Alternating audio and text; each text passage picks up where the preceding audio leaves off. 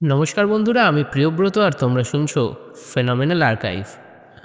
তো লাস্ট যে গল্পটা দিয়েছিলাম, গল্প বলা ভুল হবে, অডিও বুক বললে ঠিকঠাক হবে, কারণ ওটাতে দুটো গল্প ছিল। আর ওটাতেও তোমাদের রেসপন্স বেশ ভালোই। কিন্তু একটা জিনিস আমি খেয়াল করছি যে তোমরা কিন্তু লাইক আর কমেন্টটা কিন্তু ঠিকঠাকভাবে করছো না। তাই আমি বলছি সবাইকেই যে প্লিজ লাইক আর কমেন্টটা কিন্তু মাস্ট। তোমাদের গল্পটা ভালো লাগতে পারে, সেখানেও কমেন্ট করো। তোমাদের গল্পটা যদি খারাপ লাগে তাহলেও কমেন্ট করো, কারণ তোমাদের কমেন্ট এবং রিভিউর ভিত্তিতেই কিন্তু আমি ধীরে ধীরে নিজেকে আরও ভালো এবং বেটার করে তুলতে পারবো। তাই তোমাদের সবাইকার কাছে আমার অনুরোধ, প্লিজ তোমরা সবাই লাইক এবং কমেন্টটা অতি অবশ্যই করবে। আর আজকে তোমরা শুনতে পাবে একটা গ্রাম বাংলার ভূতের গল্প। গল্পটা লিখেছি আমি, প্রিয়ব্রত মুখার্জি। আর আজকে গল্প পাঠেও আমি নিজে। তো আর গল্পটার নাম হচ্ছে 25 ধাপ। গল্পটার এই নামটা কেন রাখা সেটা জানতে হলে তোমাদের অতি অবশ্যই গল্পটা শুনতে হবে। তাই শোনো গল্পটা, আর এভাবেই আমাকে সাপোর্ট দেখিয়ে যাও। আজকের ভিডিওর এম হচ্ছে 5K ভিউজ এবং 500টা লাইক। আমি আশা করি যে এই এমটা তোমরা নিশ্চয়ই ফুলফিল করতে পারবে। তাহলে আর একটু সময় ব্যয় না করে শুরু হচ্ছে আমাদের আজকের গল্প, প্রিয়ব্রত মুখার্জির লেখা কাহিনী 25 ধাপ। গল্প পাঠে আমি প্রিয়ব্রত মুখার্জি।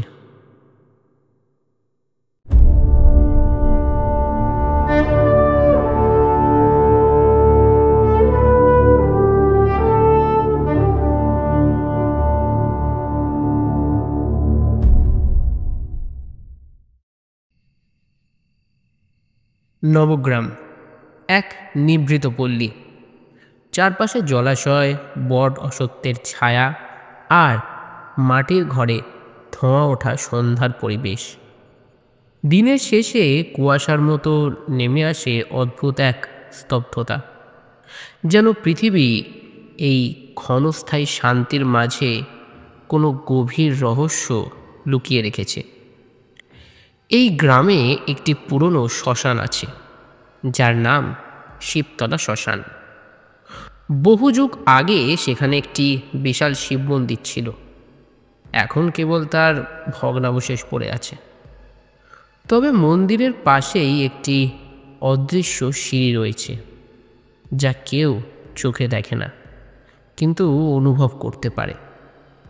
বলা হয় সেই সিঁড়িতে যদি কেউ 25 ধাপ অতিক্রম করে তবে সে আর ফিরে আসে না।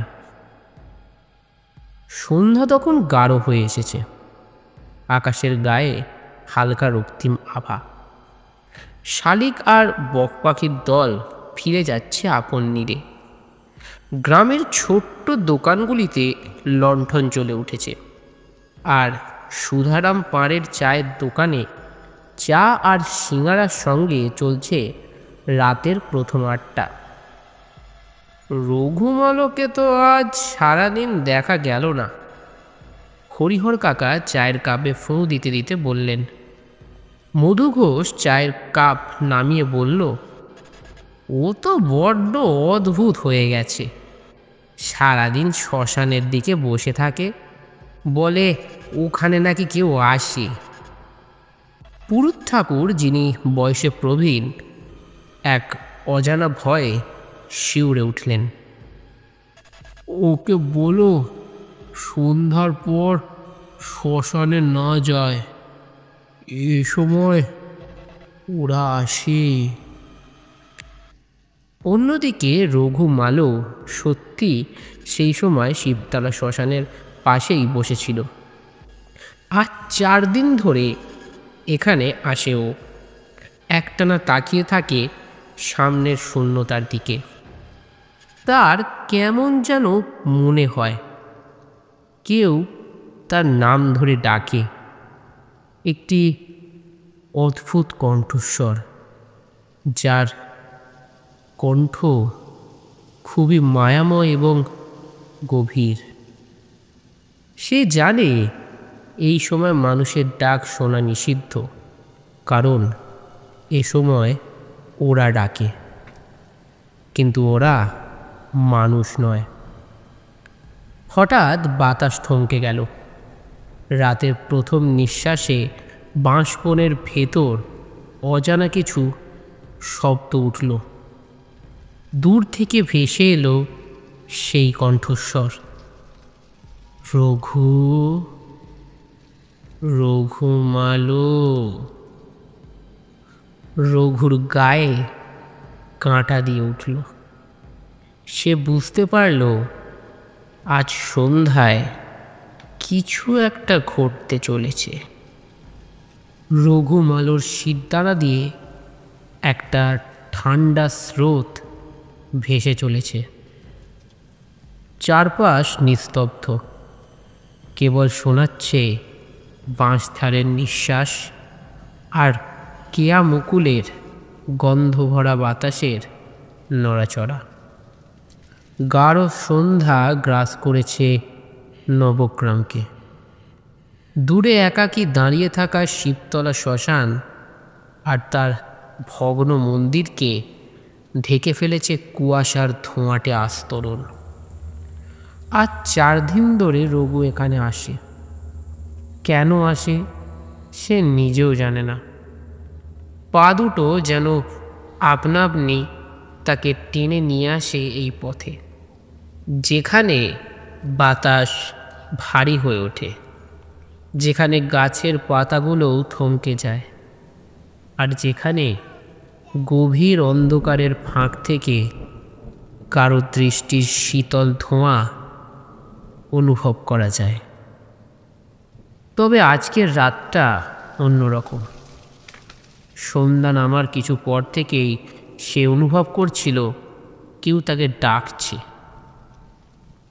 নিঃশব্দ এক কণ্ঠস্বর, যা ঠোঁট না নাড়িয়েই তার কানের কাছে ফিসফিসিয়ে বলে ওঠে, রঘু, রঘুমালো। সে থমকে দাঁড়ায়। কণ্ঠস্বরটি খুব চেনা, অথচ মনে পড়ছে না কোথায় শুনেছে।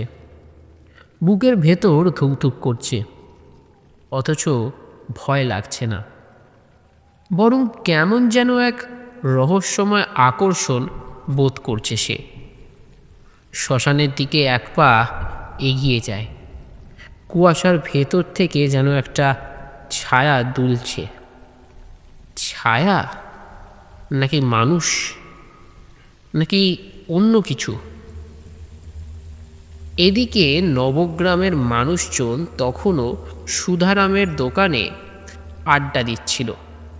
রাত যত বাড়ছে লণ্ঠনের আলো তত কম্পমান হয়ে উঠছে, আর ঝিঁঝি পোকার ডাকের মধ্যে যেন গোপন সংকেত মিশে যাচ্ছে। পুরুত ঠাকুর অনেকক্ষণ ধরে চুপ করে বসেছিলেন। তারপর হঠাৎই এক গভীর শ্বাস নিয়ে বললেন, তোমরা জানো এই শ্মশানে একটা সিঁড়ি আছে? মধু ঘোষ, যিনি বেশ সন্দেহপ্রবণ, চোখ মুটকে বললেন, সিঁড়ি? কোথায়? আমি তো কোনোদিন দেখিনি। পুরুত ঠাকুর হাসলেন, তবে সেই হাসির মধ্যে আনন্দ ছিল না, ছিল এক ধরনের বিষাদময় স্মৃতি। সিঁড়ি চোখে দেখা যায় না, অনুভব করতে হয়। ঠিক যেমন বাতাস দেখা যায় না, কিন্তু তার উপস্থিতি অনুভূত হয়। শিবতলা শ্মশানের দক্ষিণ কোণে, যেখানে পুরনো পাথরের স্তূপ জমে আছে, সেখানে যদি কেউ গভীর রাতে দাঁড়ায়, তবে অনুভব করবে যেন তার পায়ের নিচে সিঁড়ি নেমে যাচ্ছে অন্ধকারের দিকে। 25 ধাপ নেমে গেলে কেউ আর ফেরে না। তাস খেলা বন্ধ হয়ে গেল। চারিদিকে নিস্তব্ধতা নেমে এলো। শুধু দূর থেকে ভেসে এলো কুকুরের হালকা হুঙ্কার। রঘুমালোর দৃষ্টি কুয়াশার ফাঁকে আটকে যায়। সে স্পষ্ট দেখতে পায় একটা ছায়ামূর্তি দুলছে শ্মশানের দক্ষিণ কোণে। নারী মূর্তি। তার গাঢ় হলুদ শাড়িটা বাতাসে উড়ছে। লম্বা কালো চুল গড়িয়ে পড়েছে কোমরে, আর মাথার একপাশে একটা কাঁকড়া ফুল গোজা। সে ডাকছে রঘুকে। রঘুর গলা শুকিয়ে আসে, পা টলে ওঠে, তবু সে পিছিয়ে যায় না। কিছু যেন তাকে টেনে নিয়ে যাচ্ছে সামনে। ওখানে যাস না, মনের মধ্যে কেউ ফিসফিস করে ওঠে। কিন্তু সেই কণ্ঠস্বরকে পাত্তা না দিয়ে সে আর এক পা বাড়ায়। অন্ধকারের ভেতর থেকে একটা পাথরের মতো শক্ত জিনিস তার পায়ের তলায় এলো। সিঁড়ি। রঘুমালো অনুভব করল সে একটুখানি নিচে নেমে এসেছে। আর এক পা বাড়ালেই সে দ্বিতীয় ধাপে পৌঁছে যাবে। হঠাৎ পেছন থেকে এক প্রবল ঝাপটা বাতাস এলো। একটা শক্ত হাত তার কাঁধ ধরে টান দিল। সে পিছলে পড়ে গেল কাদায়। ভয় আর হতচকিতে বিস্ময় ছটফট করে উঠে তাকাতেই দেখল পুরুত ঠাকুর। ওখানে যাবি না, শ্মশানের 25 ধাপ কোনো মানুষের পথ নয়। রঘু হতবুদ্ধি হয়ে গেল। পুরুত ঠাকুর এখানে এলেন কিভাবে? তিনি তো সুধারামের দোকানে ছিলেন। পুরুত ঠাকুরের চোখে একটা অদ্ভুত আতঙ্কের ছায়া, যেন বহু বছর আগের কোনো দুঃস্বপ্ন আজ আবার সামনে এসে দাঁড়িয়েছে। ওই সিঁড়ির শেষ কোথায় জানিস? রঘু মাথা নাড়ে। পুরুত ঠাকুরের গলা নিচু হয়ে আসে। ওই সিঁড়ি নরকের দিকে নেমে যায়। রঘুমালোর পিঠ বেয়ে হিম শীতল ঘাম গড়িয়ে পড়ে। পুরুত ঠাকুরের হাত থেকে মুক্ত হয়ে সে আবার একবার শ্মশানের দিকে তাকায়। কিন্তু কোথাও কোনো নারী মূর্তি নেই। হলুদ শাড়ির ভৌতিক অস্তিত্ব কুয়াশার ভেতর মিলিয়ে গেছে, যেন কোনোদিন ছিলই না। সেই রাতে রঘুমালো আর ঘরে ফিরল না। পরদিন সকালে বাঁশঝাড়ের পাশে একটা পাথরের সিঁড়ির প্রথম ধাপে বসে থাকতে দেখা গেল তাকে।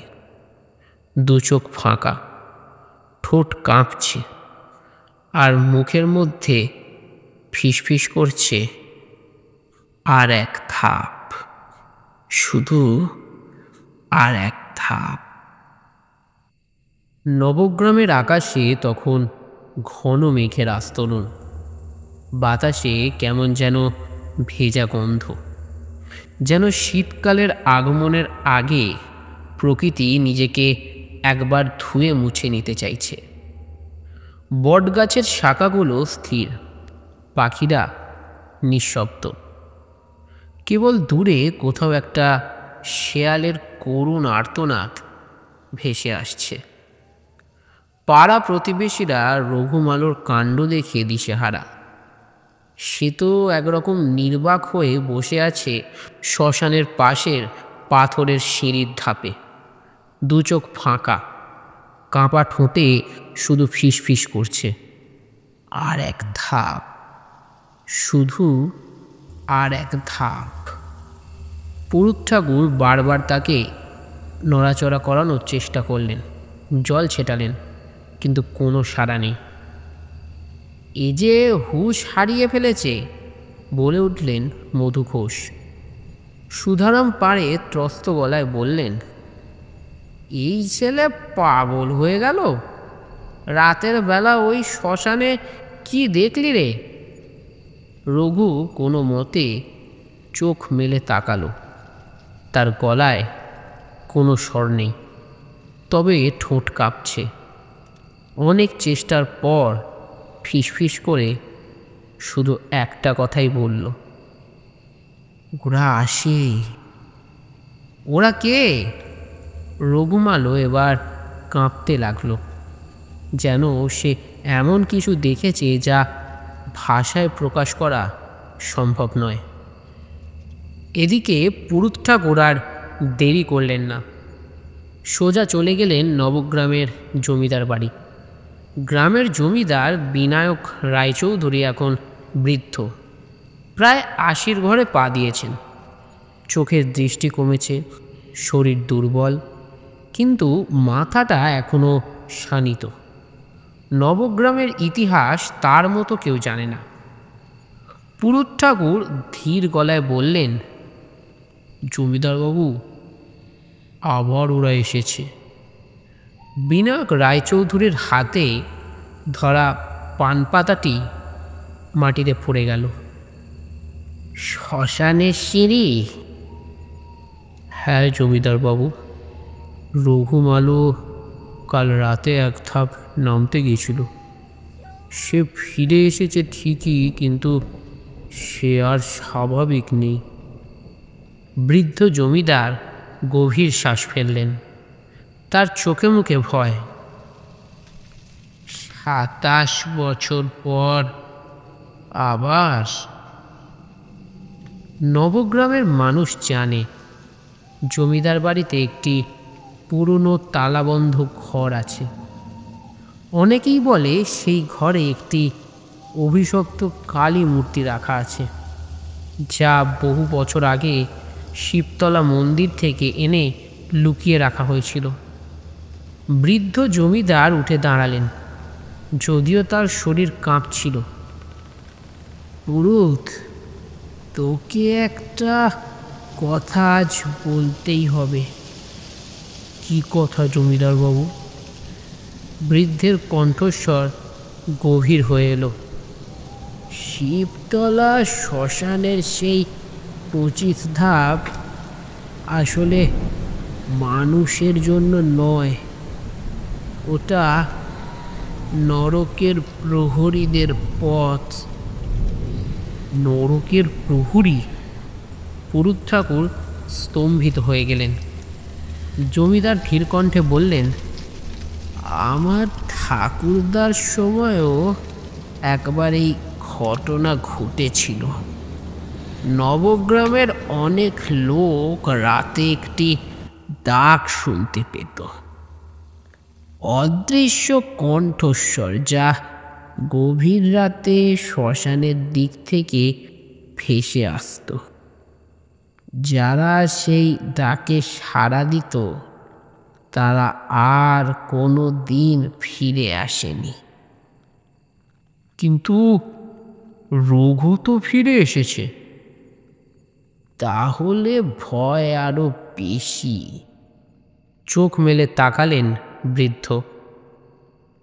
কারণ যদি কেউ ২৫ ধাপ পার করে দেওয়ালের ওপারে পৌঁছায়, তবে সে আর মানুষ থাকে না। সন্ধ্যার পর গ্রামে এক অদ্ভুত নীরবতা নেমে এলো। কেউ আর বাইরে থাকছে না, এমনকি চায়ের দোকানও তাড়াতাড়ি বন্ধ হয়ে যাচ্ছে। কিন্তু সেই রাতে পুরুত ঠাকুর বুঝলেন ভয় শেষ হয়নি, এটা কেবল শুরু। কেননা মধ্যরাতে নবগ্রামের বাতাসে আবার সেই অদৃশ্য কণ্ঠস্বর ভেসে এলো। রঘু, রঘুমালো। শুধু এবার সেই ডাকের সাথে ছিল এক বিকট অট্টহাসি। রঘু, রঘুমালো। নবগ্রামের আকাশে চাঁদের আলো ঝাপসা হয়ে এসেছে। কেউ যেন এক মলিন পর্দা টেনে দিয়েছে আকাশের উপর। হেমন্তের শীতল বাতাস ঘাসের ডগায় শিশির ভাসিয়ে দিয়েছে, কিন্তু সেই ঠান্ডার মাঝেও এক অদ্ভুত উষ্ণতা লেগে আছে, যেন বাতাসের ভেতরেই কোনো রহস্যময় নিঃশ্বাস মিশে আছে। রঘুমালো আজ সারাদিন জ্বরের ঘোরে ছিল। তার ঠোঁট ফাঁকা, চোখের পাতাগুলো কেবল অস্থিরভাবে কাঁপছে। সারাক্ষণ ফিসফিস করছিল, আর এক ধাপ, শুধু আর এক ধাপ। তার মা বুড়িমালো কান্নাকাটি করে বলছিল, ওরে কে কি করলি রে আমার ছেলেটারে? কানে কানে কি বলছে ও? হায় ভগবান, আমার বংশ উঠাইল। পুরুত ঠাকুর ঘরের এক কোণায় দাঁড়িয়েছিলেন। তার চোখ গম্ভীর, মনে ভয় আর দুশ্চিন্তার ছাপ। জমিদার বাবুকে খবর পাঠানো হয়েছে? হ্যাঁ, মাস্টার মশাই গেছেন, বলল মধু ঘোষ। কিন্তু বাবু এলেই বা কি? ও যদি আর এক ধাপ নামতে চায়? বৃদ্ধ জমিদার বিনায়ক রায়চৌধুরী এলেন রাত গভীর হওয়ার পর। সাথে মাস্টার মশাই, গ্রামের মুন্সি আর কিছু প্রবীণ মানুষ। রঘু তখনও বিছানায় কাঁপছিল। মাঝে মাঝে হাতটা তুলে বাতাসে কিছু ধরতে চাইছে, যেন তার চোখের সামনে কিছু একটা আছে যা অন্য কেউ দেখতে পাচ্ছে না, কিন্তু সে পাচ্ছে। বৃদ্ধ জমিদার ধীরে ধীরে এগিয়ে এলেন। তার শিরদানা সোজা, গলায় ভারী কম্বলের আচ্ছাদন, কিন্তু চোখে মুখে গভীর চিন্তার রেখা। তিনি রঘুর কপালে হাত রাখলেন, তারপর ফিসফিস করে বললেন, ওরা কি এসেছে? রঘু এক ঝটকায় উঠে বসল, তার চোখে ভয়ের ছাপ। ও ওরা ওরা জানে, ওরা জানে, আমি জানি, আমি জানি। ওরাও জানে, আমিও জানি। ওরা জানে, আমি জানি। ওরাও জানে, আমিও জানি। তুই কি জানিস? শক্ত গলায় বললেন জমিদার। রঘু এবার আরও ফিসফিস করে বলল, শ্মশানের দেওয়ালে ওপারে ওপারে কি আছে? আমি দেখেছি, আমি নিজের চোখে দেখেছি। দেওয়ালের ওপারে কি আছে আমি জানি, আমি জানি, আমি দেখেছি।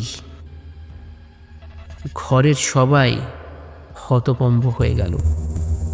মধু ঘোষ, যিনি ভূত প্রেত বিশ্বাস করতেন না, তবু গলার স্বর নিচু করে বললেন,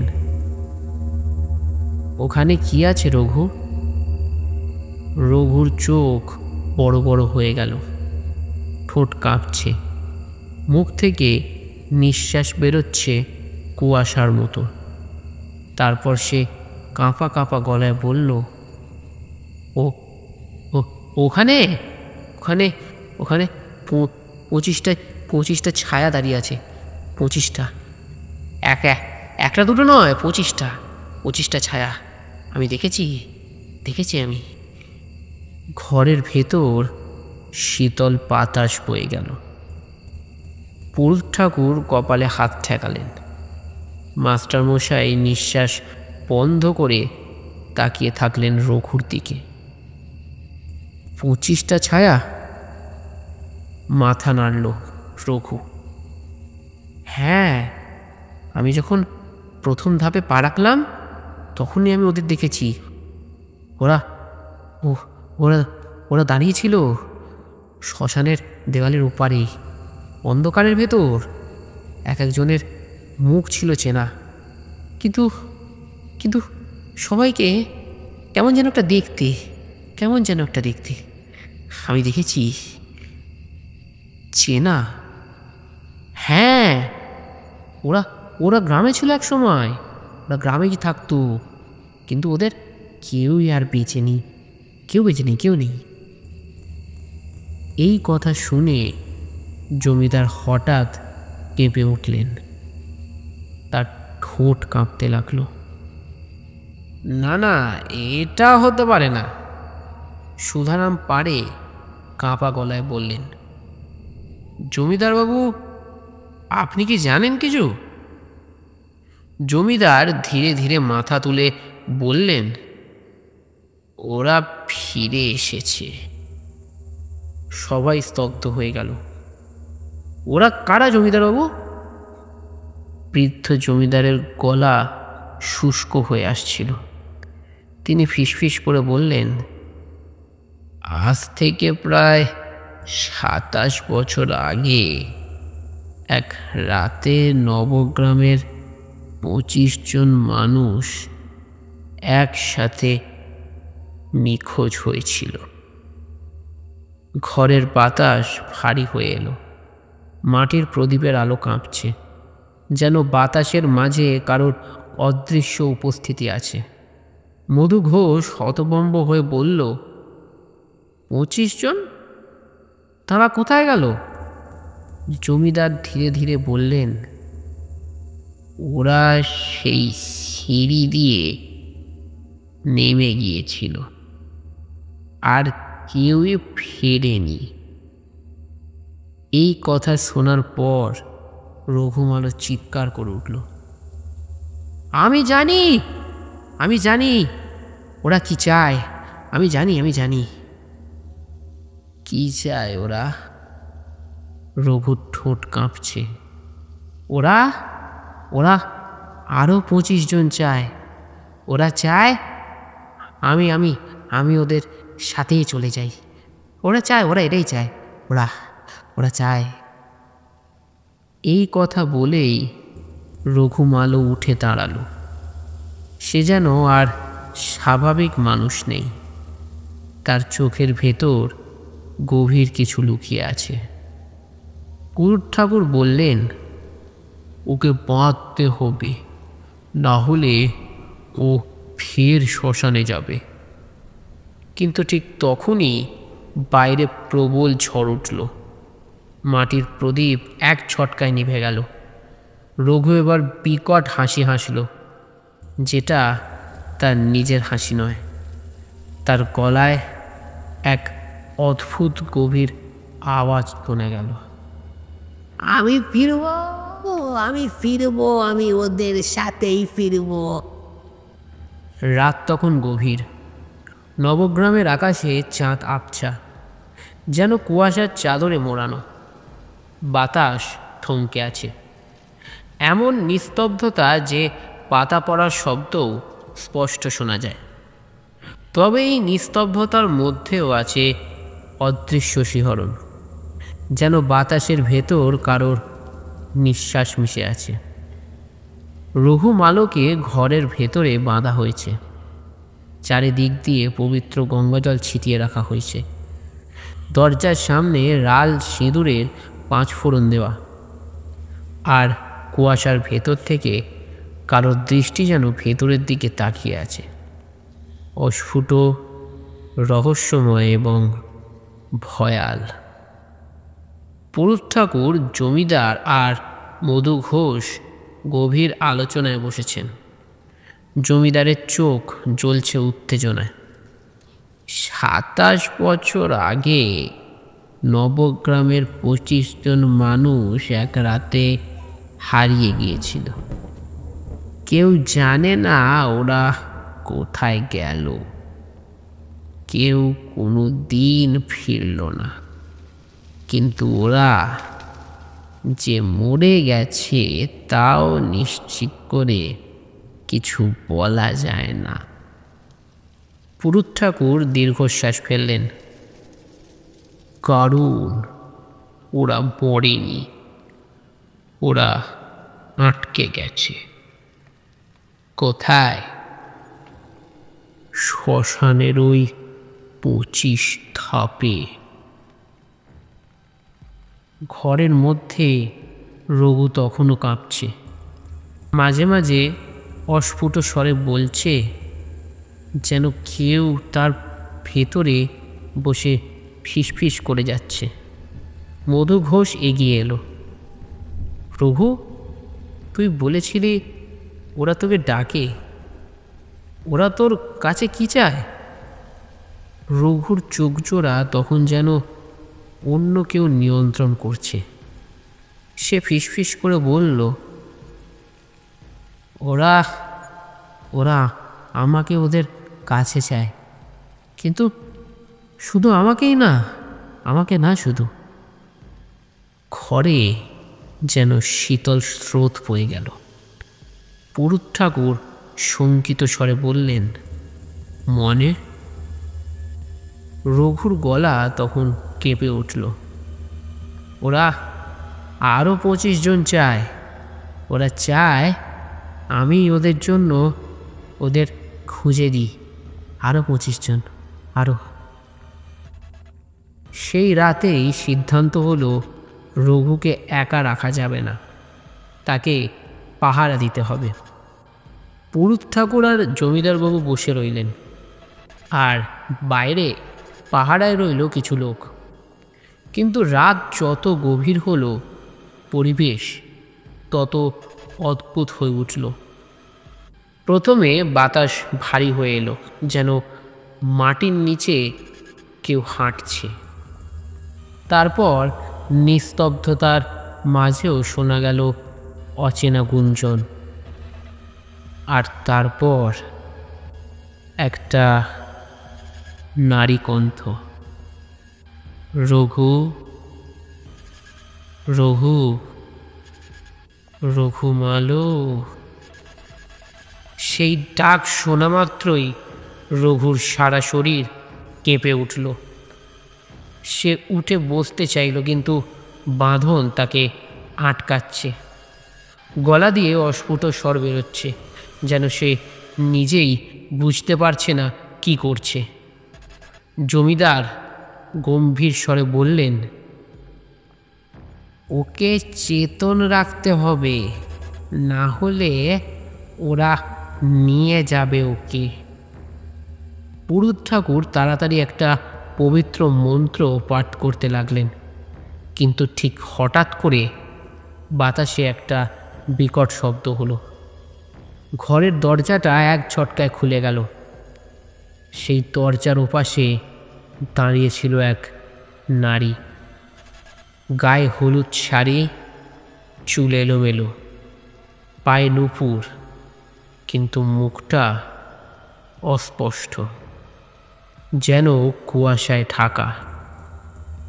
সে এক দৃষ্টিতে রঘুর দিকে তাকিয়ে রইল। রঘু, রঘু, রঘুমালো। সে তার হাত বাড়িয়ে দিল। পুরুত ঠাকুর চিৎকার করে উঠলেন, ও মানুষ নয়, ও ওর কাছে যাস না রঘু, ওর কাছে যাস না। আর তোমাদেরও বলছি, কেউ ওর কাছে যাবে না, কেউ না। কিন্তু ঠিক তখনই রঘু এক প্রচণ্ড ঝটকায় তার বাঁধন ছিঁড়ে ফেলল। তার চোখ দুটো জ্বলছে, গলার স্বর বদলে গেছে। আমাকে যেতে হবে, ওরা আমাকে ডাকছে, আমাকে যেতেই হবে। বাইরে তখন প্রবল ঝড় উঠেছে।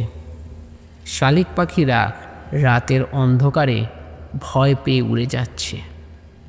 চারপাশের গাছপালাগুলো তুলছে, আর বাতাসে সেই নারী কণ্ঠ ফিস ফিস করে শোনা যাচ্ছে। এসো রঘু, আমাদের কাছে এসো, এসো রঘু, কাছে এসো। জমিদারবাবু রঘুর পথ আটকাতে চাইলেন, কিন্তু রঘুর শরীর তখন যেন মানুষের নয়। সে অসামান্য শক্তি দিয়ে তাদের ছিটকে ফেলে দিল। রঘু বেরিয়ে গেল ঘর থেকে, শ্মশানের পথে হাঁটতে লাগলো। আর তার পেছনে দিগন্তের দিকে ছুটে আসতে লাগলো এক ঝোড়ো কুয়াশার ঢল। পুরুত ঠাকুর, জমিদার আর গ্রামের লোকজন তার পিছু নিলেন। শিবতলা শ্মশানে তখন এক রহস্যময় আলো জ্বলছে। শ্মশানের দেওয়ালের ওপারে কুয়াশার ভেতর দাঁড়িয়ে আছে 25টা ছায়া। তারা নিস্তব্ধ, নিশ্চল। রঘু ধীরে ধীরে প্রথম ধাপে পা রাখল, তারপর দ্বিতীয় ধাপ, তারপর তৃতীয়। জমিদারবাবু চিৎকার করলেন, ওকে ধরো, না হলে ও আর ফিরবে না। ওকে ধরো, সবাই মিলে ধরো ওকে। কিন্তু তখনই সেই নারী মূর্তিটি সামনে এসে দাঁড়ালো। তার মুখ পুরোপুরি অস্পষ্ট, কিন্তু তার চোখের গভীর অন্ধকারে কেবল একটাই প্রতিচ্ছবি, 25 জনের আত্মা, যারা অপেক্ষা করছে। পুরুত ঠাকুর মন্ত্রপাঠ শুরু করলেন। গ্রামের লোকজন সবাই একসঙ্গে গলা মিলিয়ে চেঁচিয়ে উঠল, রঘু ফিরে আয় বাবা, ফিরে আয় রঘু, রঘু যাস না বাবা, বাবা ফিরে আয় বাবা, বাবা ওভাবে যাস না, রঘু ফিরে আয়, যাস না।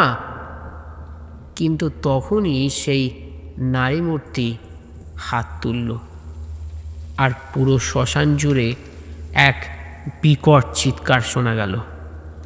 রঘু তখন চতুর্থ ধাপে, তারপর পঞ্চম। ঠিক তখনই হঠাৎ কি যেন ঘটল। একটা অদৃশ্য ধাক্কা এসে রঘুকে পেছন দিকে ঠেলে দিল। সে ধপ করে পড়ে গেল মাটিতে।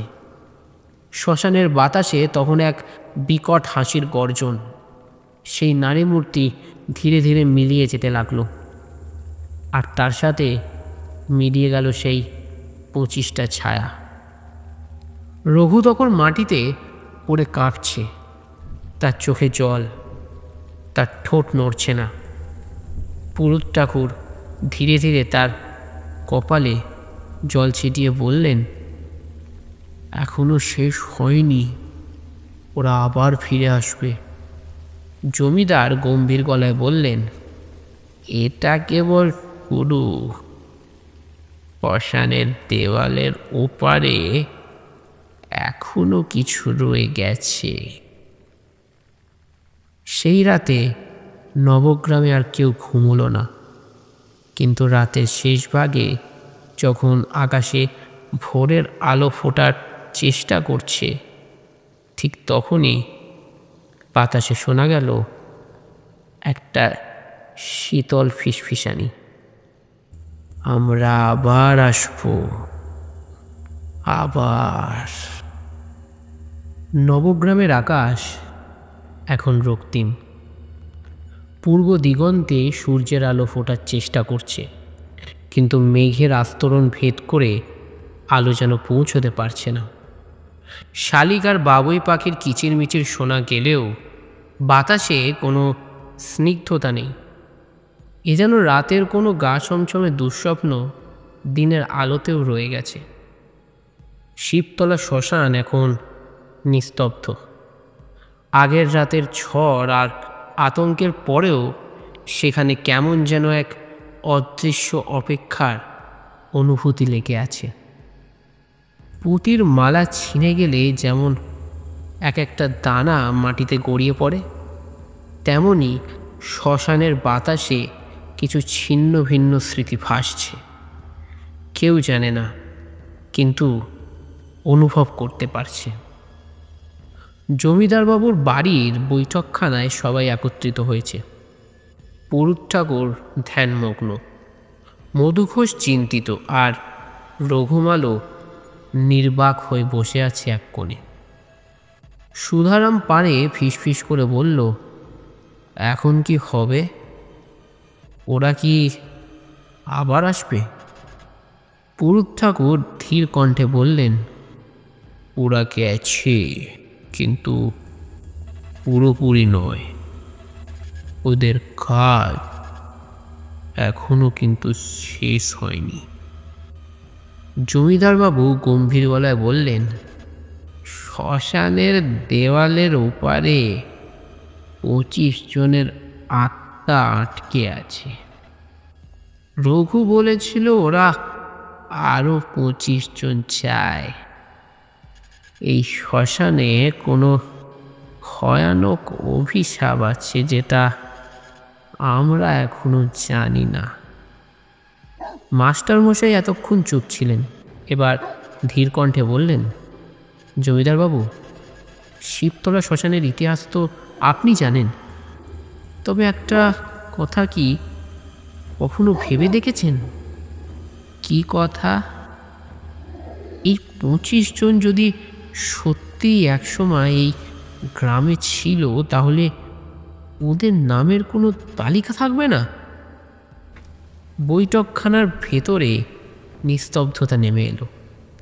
জমিদারবাবু দীর্ঘশ্বাস ফেলে বললেন, হ্যাঁ, একটা তালিকা অবশ্যই আছে, কিন্তু সেটা একবারও খুঁজে কেউ দেখেনি। পুরুত ঠাকুর বললেন, কোথায় আছে তালিকাটা?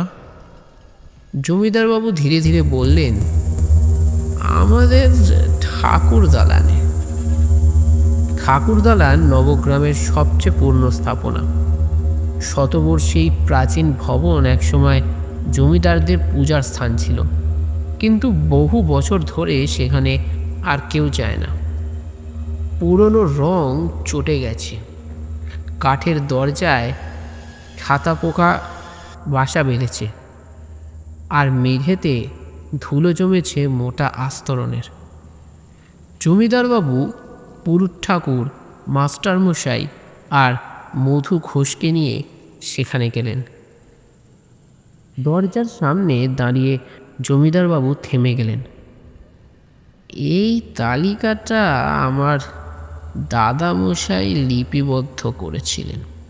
এই তালিকায় 25 জন মানুষের নাম আছে, যাদের নিয়ে গল্পের কোনো শেষ নেই। তিনি ধীরে ধীরে দরজার চাবি খুললেন। ভেতরে প্রবেশ করতেই সোদা গন্ধ নাকে এলো। পুরনো কাঠ, ভিজে কাগজ আর কেমন যেন একটা শীতল অনুভূতি। ঘরের এক কোণে একটা পুরনো কাঠের বাক্স রাখা। জমিদারবাবু বাক্সের ঢাকনা খুললেন। ভেতরে কয়েকটি হলদেটে কাগজ, একখানা ক্ষয়ে যাওয়া খাতা আর কয়েকটি নরসিংহ মুদ্রা। খাতাটা হাতে তুলে নিয়ে তিনি ধীরে ধীরে পাতা উল্টাতে লাগলেন। পাতাগুলো নরম হয়ে গেছে, এতটাই যে একটু জোরে চেপে দিলেই ছিঁড়ে যাবে। এরপর তিনি সেই পাতার এক জায়গায় এসে থামলেন। চোখের সামনে লেখা ছিল নবগ্রামের হারিয়ে যাওয়া 25 জনের নাম। পুরুত ঠাকুর খাতার দিকে তাকালেন। তালিকায় লেখা নামগুলো ধীরে ধীরে পড়তে শুরু করলেন। শচীন্দ্র পাল, হরলাল দাস, বিজয় কৃষ্ণ নন্দী, অজয় সেনগুপ্ত, মহিমা দেবী, নিখিলে চট্টোপাধ্যায়। আর এটা কি? রঘুনাথ মালু। ঘরের বাতাস তখন ভারী হয়ে উঠল। রঘুনাথ মালু। সঙ্গে সঙ্গে সেই তালিকা নিয়ে যাওয়া হলো জমিদার বাড়িতে। তালিকায় নিজের নাম দেখে রঘু মালু হতবাক। সে ফ্যাল ফ্যাল করে তাকিয়ে রইল সবার দিকে। এ কি করে সম্ভব? আমার নাম এখানে কেন? পুরুত ঠাকুরের ঠোঁট শুকিয়ে এলো। রঘু, তুই কি জানিস তোর পুরো নাম রঘুনাথ মালো? রঘু তীব্রভাবে মাথা নাড়ল। হ্যাঁ, কিন্তু আমার নাম এই তালিকায় কেন? বৈঠকখানার বাতাসে যেন এক শীতল স্রোত বয়ে গেল। জমিদারবাবু স্তম্ভিত হয়ে বললেন, তালিকার শেষ নামটি তোরই নাম। তার মানে আমি কি তাদের একজন? রঘু ফিসফিস করে বলল। তার কণ্ঠস্বর ফাঁকা হয়ে গেল, শরীর যেন নিস্তেজ হয়ে এলো। পুরুত ঠাকুর চিৎকার করে বললেন, কিন্তু তুই তো হারাসনি, তুই তো বেঁচে আছিস। রঘুর মুখ থেকে আর কোনো শব্দ বেরোলো না। সে ধপ করে মাটিতে বসে পড়ল, মুখ ঢেকে ফুপিয়ে ফুপিয়ে কাঁদতে লাগল। বৈঠকখানার দরজায় তখনও বাতাস দোল খাচ্ছিল। তার মাঝে শোনা গেল এক শীতল ফিসফিসানি। ও এখনো পুরোপুরি আমাদের হয়নি, তবে খুব শীঘ্রই হবে। এই কণ্ঠস্বর শুনে সবার রক্ত হিম হয়ে গেল। মধু ঘোষ বলল, জমিদারবাবু, এর মানে কি রঘু তাদেরই একজন? কিন্তু কিভাবে? ও তো এখনো জীবিত। জমিদারবাবু কোনো উত্তর দিলেন না, শুধু ধীরে ধীরে বললেন, এই তালিকায় যার নাম একবার উঠে আসে সে কখনো আর মুক্তি পায় না। সেই রাতে নবগ্রামের আকাশে ঝড় উঠল না, কুকুরের ডাকও শোনা গেল না, বাতাসে কোনো ফিসফিসানি রইল না। কিন্তু সেই নিস্তব্ধতার মাঝেও রঘুর কান পর্যন্ত যেন একটি অদৃশ্য স্বর এসে পৌঁছল। শুধু কয়েক ধাপ, আর তারপর তুই আমাদের মধ্যে একজন হয়ে যাবি। শুধু আর কয়েকটা ধাপ। নবগ্রামের রাত আজ নিস্তব্ধ, কিন্তু সেই নিস্তব্ধতার ভেতরে লুকিয়ে আছে এক গভীর আতঙ্কের অনুরণন। আকাশে চাঁদ উঠলেও তার আলো নিস্তেজ, যেন কোনো অদৃশ্য বলয় তাকে আড়াল করে রেখেছে। বাতাস থমকে আছে, বটগাছের পাতাগুলো একটুও দুলছে না। এমন নীরবতা আগে কখনো আসেনি, যেন চারপাশের প্রকৃতি শ্বাসরুদ্ধ হয়ে অপেক্ষা করছে একটি ভয়ঙ্কর ঘটনার জন্য। জমিদার বাড়ির ঠাকুর দালানের সামনে রঘু মালো নিঃসাড় হয়ে বসে আছে। তার চোখে অনির্বচনীয় ভয়, ঠোঁট শুকনো, কপালে বিন্দু বিন্দু ঘাম। তার চারপাশে পুরুত ঠাকুর, জমিদারবাবু, মধু ঘোষ, মাস্টারমশাই আর সুধারাম পাড়ে বসে আছেন। কারোর মুখে কোনো কথা নেই।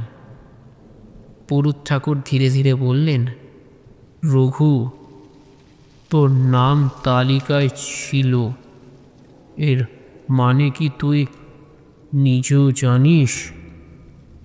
রঘু কোনো উত্তর দিল না।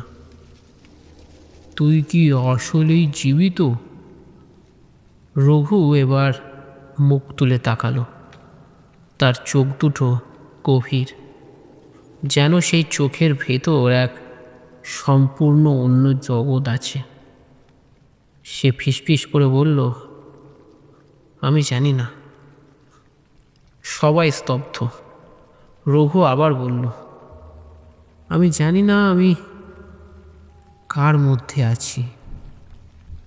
আমি এই গ্রামে জন্মেছি এটাই জানি, কিন্তু আমার স্মৃতি, আমার সব কিছু ধীরে ধীরে কেমন যেন অস্পষ্ট হয়ে আসছে। মানে? রঘু মাথা নিচু করে বলল, আমার মনে হচ্ছে আমি আসলে ওই 25 জনেরই একজন। ঘরের ভেতর শীতল বাতাস বয়ে গেল। মধু ঘোষ ফিসফিস করে বলল, এটা অসম্ভব। কিন্তু পুরুত ঠাকুর আর জমিদারবাবু একে অপরের দিকে তাকালেন। পুরুত ঠাকুর বললেন, আমার মনে হচ্ছে এটা সম্ভব। রঘু, তোর কখনো মনে হয়নি যে তোর জন্ম নিয়ে কোথাও একটা অদ্ভুত রহস্য আছে? রঘুর শ্বাস ধরা পড়ল। ছোটবেলায় আমি স্বপ্ন দেখতাম আমি একটা অন্ধকার সিঁড়ি দিয়ে নামছি। আমার সামনে কুয়াশার ভেতর দাঁড়িয়ে আছে কিছু ছায়া। ওরা আমাকে ডাকছে, কিন্তু আমি কিছুতেই ওদের মুখ দেখতে পাচ্ছি না। এই কথাগুলো বলার পর ঘরের বাতাস আরও ভারী হয়ে উঠল। জমিদারবাবু ধীরে ধীরে বললেন, তাহলে ওরা তোকে ফিরিয়ে নিতে চায়। ওরা জানে তুই একবার ওই সিঁড়ি পার করে এসেছিলি। মাস্টারমশাই বিস্মিত হয়ে বললেন, এর মানে রঘু একবার হারিয়েছিল, কিন্তু কিভাবে ও ফিরে এলো? পুরুত ঠাকুর এবার গম্ভীর কণ্ঠে বললেন, ওকে কেউ ফিরিয়ে এনেছিল। রঘুর দৃষ্টি শূন্য হয়ে এলো। কে? পুরুত ঠাকুর বললেন, তোর মা। রঘুর চোখ বিস্ফারিত হয়ে গেল। কিন্তু মা তো সাধারণ এক গরিব মহিলা। পুরুত ঠাকুর মাথা নাড়লেন। ও শুধু সাধারণ মা নয়, তোর আসল মা তোকে 25 ধাপের ওপারে চলে যেতে দেয়নি। সে তার সমস্ত শক্তি দিয়ে তোকে ফিরিয়ে এনেছিল, কিন্তু তার বিনিময়ে ও কিছু হারিয়েছিল। রঘুর হাত পা ঠান্ডা হয়ে গেল। তাহলে এখন কি হবে? জমিদারবাবু বললেন, এখন তোকে আবার সেই সিঁড়ির কাছে যেতে হবে। রঘু হতবাক। কিন্তু কেন? কেন আবার আবার ওই সিঁড়ির কাছে কেন যেতে হবে আমাকে? কেন? কারণ ওরা তোর জন্য অপেক্ষা করছে। যদি ওদের না থামাস তবে এই অভিশাপ শেষ হবে না। সেই রাতেই সিদ্ধান্ত হলো রঘুকে নিয়ে সবাই আবার শ্মশানে যাবে। রঘুর গলায় তাবিজ পরানো হলো, হাতে পবিত্র পুঁতির মালা বেঁধে দেওয়া হলো, আর তার কপালে সিঁদুরের টিকা লাগানো হলো। সকলের মনে ভয়, কিন্তু আর যে কোনো উপায় নেই। শিবতলা শ্মশানে পৌঁছতেই সবাই থমকে গেল। সেখানে দাঁড়িয়ে আছে 25টি ছায়া। ওরা চুপচাপ তাকিয়ে আছে রঘুর দিকে।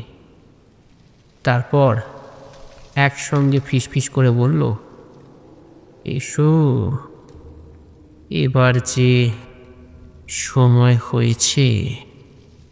এসো রঘু, রঘু, রঘু, রঘুমালো, এসো, এসো, মিশে যাও আমাদের সাথে, এসো। রঘু ধীরে ধীরে প্রথম ধাপে পা রাখল, তারপর দ্বিতীয় ধাপে, তারপর তৃতীয়। সিঁড়ির ওপারে পৌঁছনোর আগেই হঠাৎ একটা অদৃশ্য ধাক্কা এলো আবার। রঘু বুঝতে পারল কেউ তাকে টেনে ধরেছে। একটা নারী কণ্ঠ ফিসফিস করে বলল, তুই যাবি না, তুই যাবি না, কোথাও যাবি না তুই। রঘুর মনে পড়ল তার মায়ের মুখ। এক মুহূর্তের জন্য সব ছায়ারা চিৎকার করে উঠল, ওকে আমাদের সাথে যেতেই হবে, ও আমাদেরই একজন, ওকে আমরা নিয়ে যাবই যে কোনো মূল্যে, ও আমাদের সাথে যাবেই। কিন্তু মায়ের শক্তির কাছে কি কোনো অশুভ শক্তি জিততে পারে? রঘুর মা রঘুকে চেপে জাপটে জড়িয়ে ধরে রইল। অশুভ শক্তিরা বারবার চেষ্টা করতে লাগলো, কিন্তু রঘুর মায়ের বন্ধন থেকে তাকে ছিন্ন করতে পারল না। রঘুর মা চিৎকার করে বলল, পারবি না, তোরা কেউ পারবি না, আমার এই কলজে ছেঁড়া ধনকে আমার থেকে তোরা কেউ আলাদা করতে পারবি না, চলে যা, চলে যা তোরা এখান থেকে, যা। ঠিক এমন সময় অদ্ভুত এক আলোয় চারিদিক ভরে উঠল, আর পাঁচালীর মন্ত্রপাঠের মতো বাতাসে এক অদ্ভুত গুঞ্জন উঠল, আর সেই ছায়াগুলো এবার একে একে মিলিয়ে যেতে লাগলো। রঘু তখনও সেই ধাপে দাঁড়িয়ে আছে।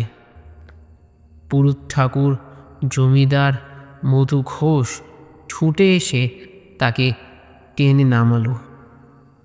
শিবতলা শ্মশানের বাতাস তখন শান্ত, সব ছায়া মিলিয়ে গেছে। 25 ধাপ এখন একেবারে ফাঁকা। রঘু ধীরে ধীরে তাকিয়ে বলল, আমি ফিরে এসেছি। হ্যাঁ, ওরা আমায় নিয়ে যেতে পারেনি, আমি ফিরে এসেছি। পুরুত ঠাকুর তখন এক স্নিগ্ধতায় মোড়া হাসি হেসে বললেন, তোর তো ফিরে আসারই কথা রে রঘু। মাতৃশক্তির কাছে কি কখনো কোনো অশুভ শক্তি টিকে থাকতে পেরেছে? হ্যাঁ, ঠাকুরের কাছে প্রার্থনা করি তুই দীর্ঘজীবী হ বাবা, আয়ুষ্মান ভব। নবগ্রামের আকাশে তখন ভোরের আলো ফুটেছে।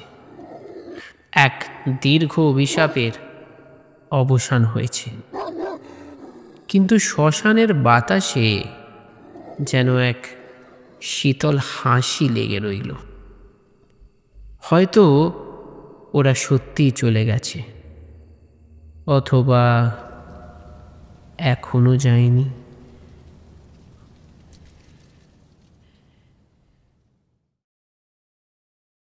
তো এই ছিল আমার চ্যানেলের আজকের বিশেষ নিবেদন। আশা করছি গল্পটা তোমাদের ভালো লেগেছে। আর গল্প ভালো লাগলে তোমরা তো জানো কি করতে হয়, তবুও আমি আর একবার বলে দিচ্ছি, লাইক এবং কমেন্ট মাস্ট। আর যদি তোমার মনে হয় যে না, এই ছেলেটা সত্যি পরিশ্রম করছে, তাহলে অতি অবশ্যই এই ভিডিওটা তোমার 10 জন বন্ধুর সাথে তো অবশ্যই শেয়ার করবে। 10 জনের বেশি বন্ধু যদি তোমার থাকে তাহলে তো খুবই ভালো। আর তারাও যদি গল্প শুনতে ভালোবাসে তাহলে তো আর কোনো কথাই নেই। মানে মোদ্দা কথা, তোমার বন্ধুদের সাথে খুব খুব খুব শেয়ার করো। আর এরকমই নিত্য নতুন গল্প পেতে, মানে যদি চ্যানেলে নতুন হয়ে থাকো, এইরকমই নিত্য নতুন গল্প পেতে চ্যানেলটাকে অবশ্যই সাবস্ক্রাইব করবে। তো আজকের জন্য এইটুকুই। দেখা হবে আগামী সপ্তাহে আরও কোনো নতুন গল্পের সঙ্গে।